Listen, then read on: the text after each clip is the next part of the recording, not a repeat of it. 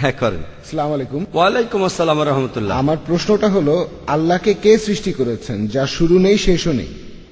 ভাই আপনি প্রশ্ন করলেন যে আল্লাহ তাআলাকে কে সৃষ্টি করেছে। সাধারণত আমি এই প্রশ্নটার উত্তর দেই আরেকটা প্রশ্নের মাধ্যমে।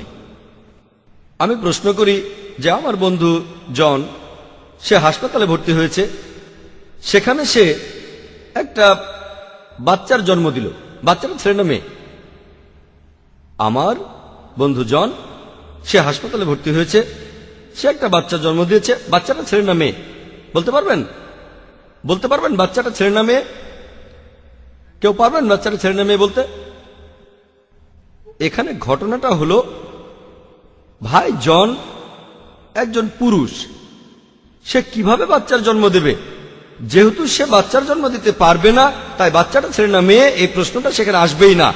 একইভাবে আল্লাহ সুবহানাহু ওয়া তাআলার সংজ্ঞা হচ্ছে সত্যিকারের ঈশ্বরের, সেটা তিনি সৃষ্টি হননি, তিনি কারো সন্তান নন, তিনি জন্মাননি। যখনই প্রশ্ন করেছেন আল্লাহকে কে বানিয়েছে, আল্লাহ সুবহানাহু ওয়া তাআলার সংজ্ঞা হলো সত্যিকারের ঈশ্বরের সংজ্ঞা, তিনি সৃষ্টি হননি। তাহলে আমি যদি বলি XYZ হলো বানানো ঈশ্বর, সে সত্যিকারের ঈশ্বর না। এমন কোন ঈশ্বরের কথা যদি জানেন যার একজন স্রষ্টা আছে, সে ঈশ্বর নয়। কেউ বলল যে অমুক ঈশ্বরকে সৃষ্টি করেছে X অথবা অন্য কেউ, এই ঈশ্বর সত্যিকারের ঈশ্বর নয়, কারণ ঈশ্বর সৃষ্টি হননি, সে মিথ্যা ঈশ্বর। সেজন্য আমরা শাহাদায় বলি লা ইলাহা ইল্লাল্লাহ, কোন ঈশ্বর নেই শুধু আল্লাহ ব্যতীত, ইল্লাল্লাহ। তাহলে বুঝতে পারছেন যে আল্লাহ সুবহানাহু ওয়া তাআলার একটা সংজ্ঞা হলো তার কোনো শুরু নেই, শেষ নেই, তিনি সৃষ্টি হননি। তাহলে আল্লাহ সুবহানাহু ওয়া তাআলাকে কেউ সৃষ্টি করেনি, তিনি হলেন একা।